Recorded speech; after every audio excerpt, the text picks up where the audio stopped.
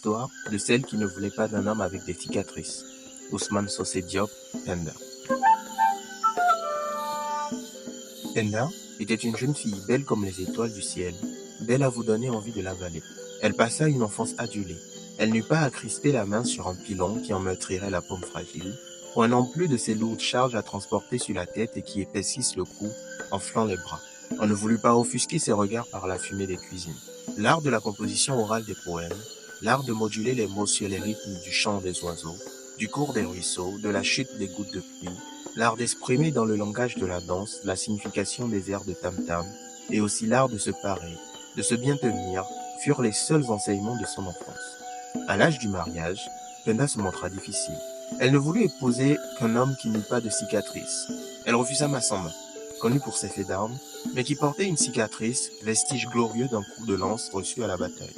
Elle évinça Mademba, le plus célèbre tueur de lions du pays, parce que son épaule avait été marquée par le coup de griffe d'une lionne blessée. Il en vint de riches, de beaux, de nobles. Penda les repoussa. Le bruit fit le tour du pays. Un jour, il se présenta un homme qui se disait prince d'un pays situé à 7 semaines de marche. On ne pouvait le nier à considérer les cavaliers nombreux qui l'accompagnaient. 2 serviteurs, attachés à la personne de la princesse, affirmèrent que le prince ne portait aucune cicatrice. Penda consentit à l'épouser. Le jour où Penda devait rejoindre la maison de son époux, la reine lui donna les conseils d'usage et aussi Nélavan, un cheval à l'aspect somnolent.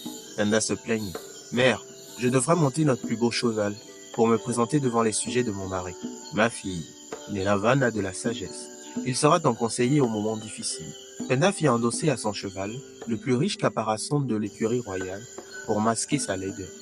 Elle chevaucha de longues journées à côté de son mari, qui conduisait un pur sang d'une finesse et d'une nervosité extraordinaire. Suivait, cavalier aigri, Penda dressé sur ses étriers de fer, admirait la perspective houleuse des têtes altières, n'aimait du voile de poussière que soulevait le pas cadencé des coursiers. Il lui sembla que leur nombre diminuait, que les files devenaient creuses à chaque tournant de sentier. Était-ce le voile de poussière qui lui cachait les derniers rangs de cavaliers? Il semblait que les arbres qui bordaient le chemin augmentaient de nombre quand on les avait dépassés. Ces interrogations fourmillaient dans l'esprit de Penda. Elle crispa les doigts sur les rênes. Le cheval s'arrêta sur la morsure du fer meurtrissant sa bouche. Penda fut tirée de sa méditation. Elle demanda explication, d'autant que le dernier rang de cavaliers venait de s'éclipser. Où sont passés, mon époux, les hommes qui formaient notre escorte? Ils sont redevenus, sous mon charme, ce qu'ils étaient, des arbres. D'où vous vient ce pouvoir? Je suis lion fait. J'ai su qu'il existait une jeune fille capricieuse qui ne voulait pas épouser d'homme qui eut une cicatrice. Les bras s'étaient transformés en pattes velues de lion. Le cheval disparut. Elle vit devant elle un lion à la queue nerveuse et agitée. « Suis-moi, dit-il. » Penda, terrifié, avait la gorge sèche. Sa respiration était sur le point de s'arrêter. Tout son corps était pris de frémissements. Penda ne put jamais s'accommoder de la viande crue qui était de rigueur au repas du lion. Quand son époux partait à la chasse, elle allait dans la brousse alentour déterrer quelques tubercules d'ignabre. L'hivernage survint. Jour et nuit, de lourds nuages, monstres pleins d'eau, crachèrent le liquide de leur ventre. Lion fouilla les sous-bois, surveilla les carrefours de la brousse. Il ne rencontra ni sanglier, ni antilope. Un jour, Nélavan dit à Penda, « Si votre mari ne trouve rien à la chasse, il vous mangera en rentrant. Fuyons, fuyons vite. » L'inquiétude de Penda se laissa bercer du matin au soir par la chute précipitée des gouttes de pluie sur les feuilles des arbres et sur le sol détrempé. Nélavan hélissait d'impatience sans arrêt à Penda, qui s'en étonna. Il dit, « Maîtresse, fuyons. Votre mari est sur le chemin du retour. » Avant de partir, déposez 3 crachats, un dans l'antre, un autre derrière le fromager de la cour et le 3e dans le grenier. Cela fait, Penda scella Nélavan et, bride abattue, elle courut vers le pays natal. Lion rentra fatigué et aigri par les causes inutiles. En chemin, il s'était décidé à manger sa femme. Il fut étonné de trouver l'antre vide et appela d'une voix perplexe. « Penda, Penda. »« Ici, répondit-on du grenier. »« Viens. » Penda ne se montra pas. Le lion s'impatienta. « Penda, voyons, qu'est-ce que tu attends ?»« J'arrive, répondit le crachat du fromager. Lion sortit et sur un ton coléreux. « Penda, où es-tu? Penda, Penda !» Des voix répondirent. « Me voici. Je suis ici, je viens dans un moment. Il comprit qu'il était dupe d'une farce magique. Il se mit sur la route de la poursuite. Il courut du lever du soleil à son coucher et du soir jusqu'à l'heure où le soleil est au milieu du ciel. Il atteignit un premier village. Avez-vous vu passer, dit-il, une jeune fille belle comme les étoiles du ciel, belle à vous donner envie de l'avaler. Elle a traversé notre pays à l'aube, répondit-on. Il passa des fleuves à la nage, se faufila à travers les fourrés et atteignit un deuxième village. Avez-vous vu une jeune fille belle comme les étoiles du ciel, belle à vous donner envie de la croquer. Ce voile de poussière là-bas, lui répondit-on, est soulevé par son coursier. Penda aperçut son mari. De peur, elle fouetta le flanc de son cheval. Ne me frappez pas, conseilla Nelavan en se cavant de douleur. Ayez confiance, je vous sauverai. Lion était à 3 bons bœufs. Il franchit les 3 en un seul. Nelavan frappa d'un sabot le sol, il en jaillit un lac immense. Lion mit une journée à le traverser. Le matin du 3e jour de sa fuite, on apercevait les toits de chaume et les arbres du village natal. Lion les rejoignit de nouveau, et, poussant un grand rugissement, il empoigna la queue de Nelavan. Penda éperonna vigoureusement sa monture. Nelavan fit un saut terrible qui le transporta au-delà du 7e ciel, dans un monde insoupçonné de ceux qui vivent sur la terre noire. Penda, reprocha Nelavan, par votre faute, nous voici sur une planète où il n'existe pas de femmes. Si l'on découvre votre sexe, vous serez mis à mort. Nelavan habilla Penda en homme. Il lui apprit à simuler une démarche d'homme, à donner à sa voix des inflexions mâles. Un jour qu'il faisait très chaud, elle se mit à son aise pour dormir.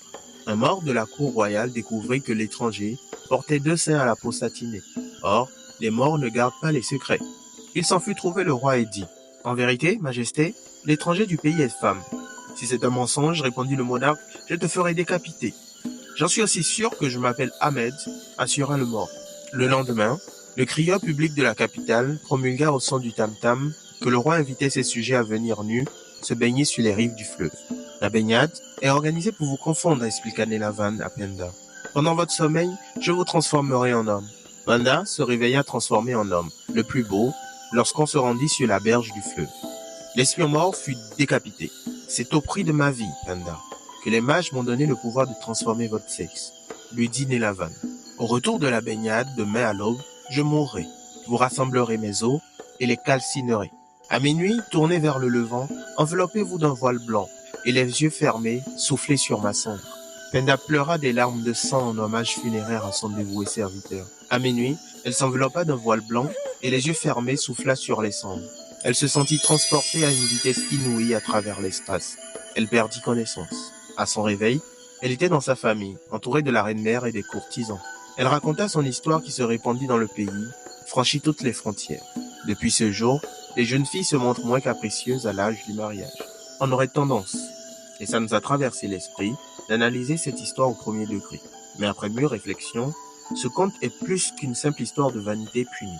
Elle peut être lue comme un parcours initiatique, un voyage de transformation où l'héros Penda passe de l'illusion à la vérité, de la superficialité à la sagesse.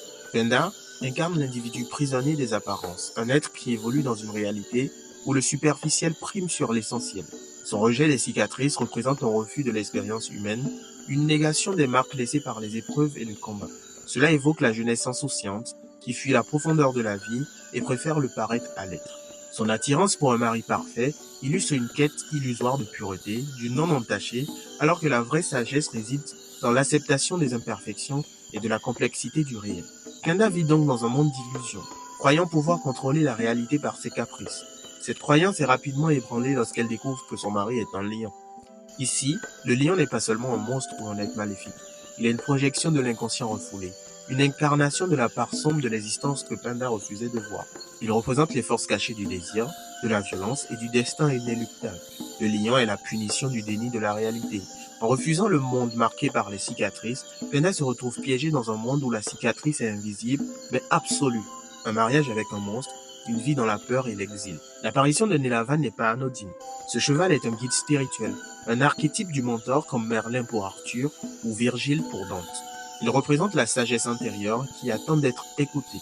La fuite est une quête d'élévation. Elle ne fuit pas seulement le lion, elle fuit sa propre illusion brisée. L'envol, au-delà du 7e ciel, est une ascension mystique. Elle franchit un seuil symbolique et entre dans une dimension nouvelle. Une fois sur cette autre planète, elle doit renoncer à son identité première. L'abandon de sa féminité ici peut être vu comme un symbole de la fin de son innocence. Elle ne peut plus se définir par sa beauté, son charme ou son statut de jeune fille. La révélation par l'épreuve du bain forcé rappelle que la vérité finit toujours par éclater. Et finalement, la transformation par Nelavan montre le mentor spirituel qui se sacrifie pour que élève accède à un autre niveau de conscience. Après son périple, Penda revient dans son village transformé. Elle a traversé la peur, la ruse, la fuite et la métamorphose. Son regard sur le monde a changé. Elle sait désormais que les apparences sont trompeuses. Son récit devient une leçon pour les autres. Les jeunes filles ne seront plus capricieuses, dit l'auteur, car Penda leur a transmis un enseignement essentiel. Ne pas juger selon les apparences, mais selon la véritable essence des êtres. Ce conte raconte donc un parcours initiatique.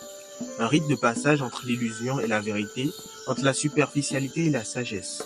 Penda passe ici du refus du réel à l'acceptation de la complexité du monde. Elle est dépossédée de son identité initiale pour en acquérir une nouvelle. Elle apprend ainsi que la beauté extérieure n'est rien sans la sagesse intérieure. Sa quête rejoint les grands mythes universels où l'héroïne doit descendre aux enfers, combattre ses propres illusions, mourir symboliquement pour renaître en étant plus lucide. Ce récit résonne avec notre monde actuel, où les standards de beauté et de perfection créent des illusions dangereuses. Une véritable évolution de l'être passe toujours par l'expérience et cet éveil intérieur. Penda est tiré de Contes et légendes d'Afrique noire, édité en 1942 d'Ousmane Socé Diop, qui est un recueil qui met en valeur la richesse de la tradition orale sénégalaise et ouest-africaine. À travers une série de récits empreints de sagesse, l'auteur retranscrit des contes populaires, mettant en scène des rois, des griots, des animaux rusés ou des figures féminines marquantes comme Penda. Chaque histoire porte une morale et illustre les valeurs fondamentales des sociétés africaines, telles que la transmission du savoir, l'équilibre entre l'homme et la nature et la quête de l'identité. En fixant à l'écrit ces récits oraux, Ousmane Socé Diop contribue à préserver un patrimoine immatériel, essentiel à le faire découvrir à un lectorat francophone. Mais il serait intéressant de garder toujours à l'esprit que chacune de ces histoires a une double interprétation et qu'il serait intéressant d'en faire une lecture plus profonde. Ousmane Socé Diop est né en 1911 et est décédé en 1973 et est une figure majeure de la littérature et de la politique sénégalaise. Romancier, poète, homme d'État, il a été l'un des premiers écrivains africains à publier en langue française avec des œuvres comme Karim en 1935 et Mirage de Paris en 1937, explorant les tensions entre tradition et modernité. Proche du mouvement de la négritude, il apprenait une vision plus conciliante entre les cultures africaines et européennes. Vétérinaire de formation, il est devenu maire de Rufisque, sénateur puis ministre et ambassadeur du Sénégal. Son engagement littéraire et politique a fait de lui et continue de faire de lui l'un des acteurs clés de la transition vers l'indépendance et du rayonnement culturel africain. Merci d'avoir suivi cette nouvelle lecture et analyse avec Monsieur Afrique. J'espère que vous avez apprécié ce voyage autant que moi. N'oubliez pas de vous abonner à la chaîne, d'activer la cloche de notification pour ne manquer aucune de nos prochaines vidéos. Et si vous avez des suggestions d'histoire ou d'auteurs que vous aimeriez voir présentés, laissez un commentaire ci-dessous. À très bientôt pour une nouvelle exploration de la littérature africaine.